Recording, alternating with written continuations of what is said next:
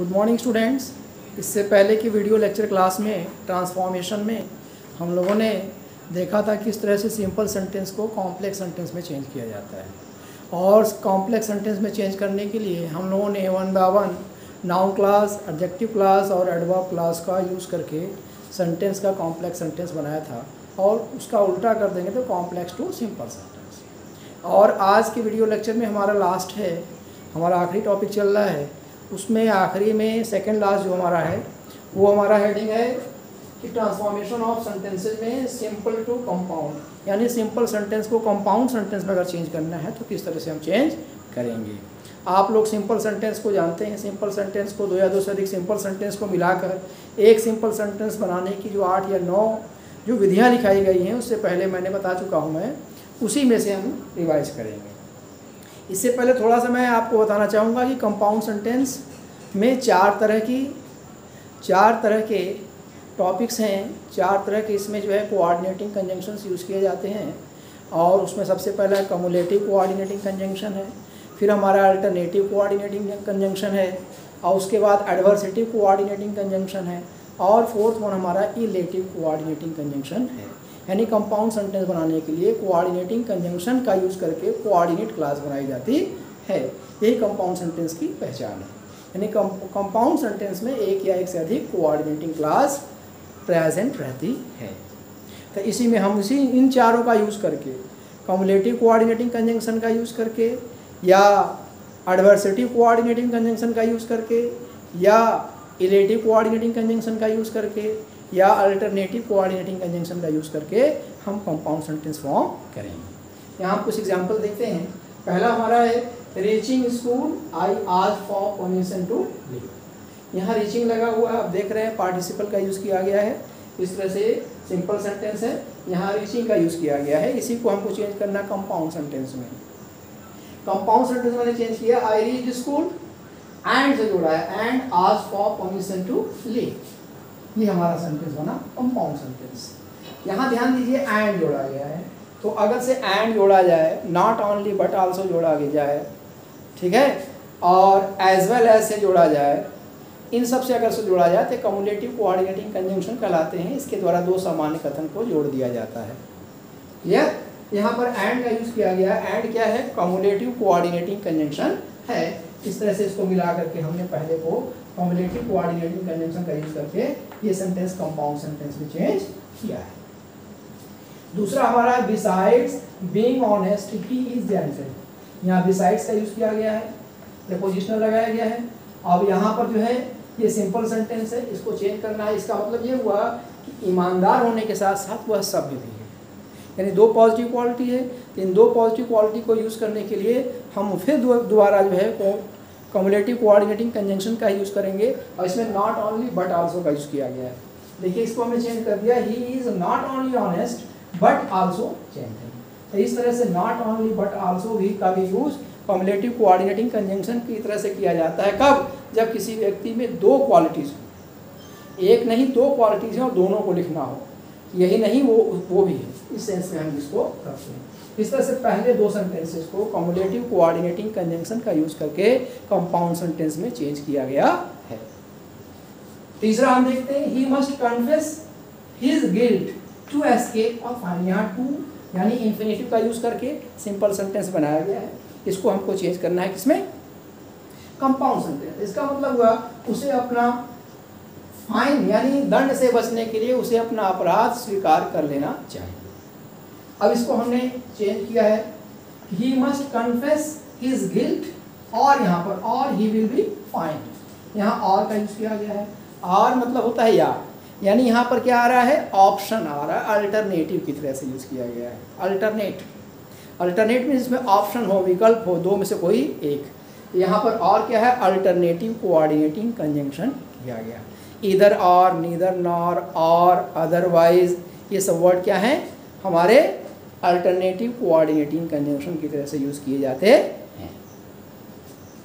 फिर हम फोर्थ देखेंगे, you will miss the train without making haste. यहाँ पर विदाउट यूज़ करके, प्रीपोजिशनल यूज़ करके ये सिंपल सेंटेंस बनाया गया है। इसको हम जब चेंज कर रहे हैं, ट्रांसफॉर्म कर रहे हैं, make haste otherwise you will miss the train. यहाँ अदरवाइज फिर दोबारा आ गया, फिर इसमें ऑप्शन आ गया। इस तरह से फिर ये अल्टरनेटिव कोऑर्डिनेटिंग कंजंक्शन का यूज़ करके, अदरवाइज का यूज़ करके हमने कंपाउंड सेंटेंस में इसको बनाया। पांचवा सेंटेंस देखेंगे, not with standing his sorrow he is hopeful. यहाँ नॉट विद स्टैंडिंग का मीनिंग होता है इन स्पाइट ऑफ, के बावजूद, होने के बाद भी। इसका यहाँ पर ये सेंस है, not with standing his sorrow, यानी उसका दुख होने के बाद भी, दुखी होने के बाद भी, उसके ऊपर दुख होने के बाद भी, ही इज होपफुल, अभी भी वो क्या है, आशा, उसके अंदर आशा है, उम्मीद है। ये यहाँ पर सेंस है। यहाँ पर देखिए इसका यूज किया गया, स्टिल का यूज किया गया, he is sorrowful still he is hopeful. तो यहाँ पर स्टिल का यूज किस तरह से किया गया है, स्टिल का यूज किया गया हमारा ये इलेटिव कोऑर्डिनेटिंग कंजंक्शन की तरह से यूज किया गया है। अब इसके बाद में हम आएंगे, या इसको हम कह सकते हैं एडवर्सेटिव है। स्टिल मतलब यहाँ इलेटिव नहीं बल्कि एडवर्सेटिव कोऑर्डिनेटिंग कंजंक्शन, विरोधाभास हो रहा है, विरोधाभास यहाँ प्रकट हो रहा है, तो स्टिल का यूज किया गया एडवर्सेटिव कोऑर्डिनेटिंग कंजंक्शन से। बट हुआ, स्टिल हो गया, येट हो गया, इन सब वर्ड का यूज करके कोऑर्डिनेटिंग कंजंक्शन बनाए जाते हैं, एडवर्सेटिव कोऑर्डिनेटिंग कंजंक्शन बनाया। फिर उसके बाद है owing to bad health he could not work hard. यहाँ पर ओइंग टू यूज किया गया है।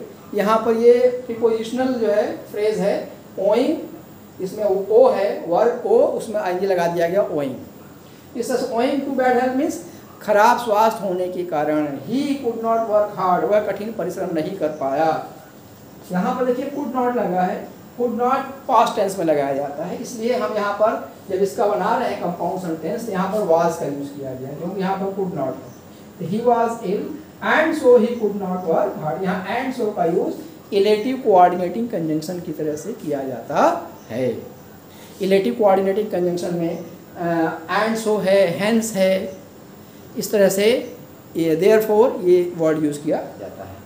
इस तरह से हमने देखा कि किस तरह से सिंपल सेंटेंस से कंपाउंड सेंटेंस को फॉर्मेशन में हम क्या बोलते हैं, कोऑर्डिनेट क्लास का यूज करके कंपाउंड सेंटेंस का फॉर्मेशन बनाते हैं। कंपाउंड सेंटेंस के फॉर्मेशन में चारों जो हमारे कोऑर्डिनेटिंग कंजंक्शन है उसको याद करना पड़ेगा ग्रुप को। उसमें सबसे पहला, मैंने इससे पहले बता चुका हूँ, सबसे पहला हमारा जो है कम्युलेटिव कोऑर्डिनेटिंग कंजंक्शन है, दो समान भावों को जोड़ता है। एडवर्सेटिव है, विरोधाभास को जोड़ता है, एडवर्सेटिव कोऑर्डिनेटिंग कंजंक्शन। फिर उसके बाद हमारा अल्टरनेटिव कोऑर्डिनेटिंग कंजंक्शन है जो विकल्प को जोड़ता है। और उसी तरह से फिर चौथा इलेटिव कोऑर्डिनेटिंग कंजंक्शन है जो कॉन्सिक्वेंस या इफेक्ट को बताता है।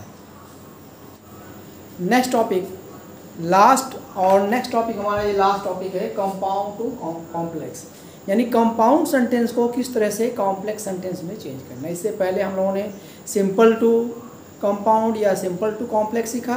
लास्ट वन हमारा कंपाउंड सेंटेंस अगर दिया हुआ तो कॉम्प्लेक्स सेंटेंस में कैसे बनाएंगे। हम सभी जानते हैं कॉम्प्लेक्स सेंटेंस बनाने के लिए सब ऑर्डिनेटिंग क्लास चाहिए, और सब ऑर्डिनेटिंग क्लास के लिए 3 तरह की क्लास होगी। वो कौन कौन सी होगी, नाउन क्लास, एडजेक्टिव क्लास और एडवर्ब क्लास चाहिए। चलिए हम देखते हैं। पहला एग्जांपल हमारा है work hard and you will get first class. यहाँ पर एंड लगा हुआ है। एंड हम जानते हैं कम्युलेटिव कोऑर्डिनेटिंग कंजंक्शन है, इसलिए हमारे कोऑर्डिनेट क्लास से जुड़ा हुआ है, इसलिए हमारा ये सेंटेंस कैसा है, कंपाउंड सेंटेंस। इसको हमको चेंज किस में करना है, कॉम्प्लेक्स में। तो हमने क्या जोड़ा, इफ़ यू वर्क हार्ड, ये कंडीशनल लगा लिया, इफ़ यू वर्क हार्ड, इसके बाद एंड हट गया, यहाँ लगा comma, you will get first class. ये हमारी क्लास कैसी है, सबऑर्डिनेट क्लास है, और सेंटेंस कैसा हमारा हुआ, कॉम्प्लेक्स सेंटेंस हो गया। दूसरा हमारा सेंटेंस देखिए, ही is old therefore he can not run, यहाँ देयरफॉर लगा हुआ है। तो देयरफॉर हम जानते हैं कॉन्सिक्वेंस या इफेक्ट बताता है, तो रिलेटिव कोऑर्डिनेटिंग कंजंक्शन है, इसलिए हमारा सेंटेंस कैसा है, कंपाउंड सेंटेंस है। इसको हमको चेंज करना है कॉम्प्लेक्स में। तो यहाँ पर रीजन दिया है इसलिए बिकॉज लगाया है। तो ही कैन नॉट रन, यहाँ पर जो है he can not run, old reason जो दिया है इसको हमने बिकॉज ही इज ओल्ड, ये एडवर्ब ऑफ रीजन, बिकॉज यहाँ जोड़ा गया, ये हमारी क्या है, सबऑर्डिनेट क्लास प्रेजेंट है। तीसरा हमारा सेंटेंस है get out of the class और यू विल बी पनिश्ड। ये हमारा और लगा हुआ है, तो और हम किसमें यूज करते हैं, ये हम यूज करते हैं अल्टरनेटिव कोऑर्डिनेटिंग कंजंक्शन में। इस तरह से कोऑर्डिनेट क्लास है, इसलिए सेंटेंस भी कैसा हमारा है, कंपाउंड सेंटेंस। इसको कॉम्प्लेक्स में चेंज करना है, तो हमने चेंज यहाँ पर लगाया if you do not get out from the class. If से हमने जोड़ा, इफ़ क्लास से जोड़ा, ये हमारी जो है सबऑर्डिनेट क्लास है, और कॉमा लगाया यहाँ पर, यू विल बी पनिश्ड। इस तरह से हमारा सेंटेंस क्या हुआ, कॉम्प्लेक्स सेंटेंस हुआ। फोर्थ हमारा क्या, ही वर्क हार्ड बट फेल, यहाँ बट लगा हुआ है। बट यूज़ करते हैं एडवर्सेटिव में, एडवर्सेटिव कोऑर्डिनेटिंग कंजंक्शन में। अब इसको हमको चेंज करना है किसमें, यानी मेहनत करने के बाद भी फेल हो गया, इसमें हम जो है जब कॉम्प्लेक्स बनाएंगे तो ऑल्दो का यूज़ करते हैं। ऑल्दो ही वर्क हार्ड, यद्यपि उसने कठिन परिश्रम किया, ही फेल्ड वह असफल रहा। लास्ट वन हमारा he finished his work and went to his office, यहाँ एंड लगा हुआ है, एंड जानते हैं आप कम्युलेटिव कोऑर्डिनेटिंग कंजंक्शन है, यानी ये हमारी कोऑर्डिनेट क्लास है, इसलिए सेंटेंस कैसा हुआ, कंपाउंड सेंटेंस हुआ। इसको कॉम्प्लेक्स सेंटेंस में चेंज किया हमने, यहाँ व्हेन से जुड़ा, when he finished his work, adverb class of time से, यहाँ टाइम बतला रहा है। तो इस तरह से when he finished his work he went out to his office, वह अपने ऑफिस चला गया। इस तरह से हमने ट्रांसफॉर्मेशन टॉपिक में जितने भी पोर्शंस थे सबको कवर कर लिया, और इस तरह से हमारा ट्रांसफॉर्मेशन टॉपिक कंप्लीट हुआ। अब इसके बाद एक वीडियो लेक्चर ट्रांसफॉर्मेशन पे हम और बनाएंगे, वो रिवीजन वाला होगा। जिस तरह से इससे पहले सिंथेसिस में मैंने एक बनाया था लास्ट में, रिवीजन सिंथेसिस, उसी तरह से ट्रांसफॉर्मेशन में भी रिवीजन होगा। बहुत ही इंपॉर्टेंट लेक्चर होगा, क्योंकि उसमें शुरू से आखिर तक के ट्रांसफॉर्मेशन से रिलेटेड जितने रूल्स हैं उसको कवर किए जाएंगे, और कोशिश किया जाएगा कि बोर्ड एग्जामिनेशंस में जितने भी क्वेश्चंस आए हुए हैं उनको लेकर के और उसको सॉल्व किया जाए, ताकि वो आपके लिए आसान हो। तो आप इस वीडियो लेक्चर को पूरा अच्छे से देखें, देख करके समझें, नोट्स बनाएं, और उसके बाद में जो आपकी प्रॉब्लम हो मेरे व्हाट्सएप नंबर पे भेजें, उसको सॉल्व किया जाए। अभी फिर हम यही कह रहे हैं कि जिन बच्चों ने चैनल को सब्सक्राइब नहीं किया आप सब्सक्राइब कर लें, ताकि उनके पास इंपॉर्टेंट नोट्स पहुँच पाएँ।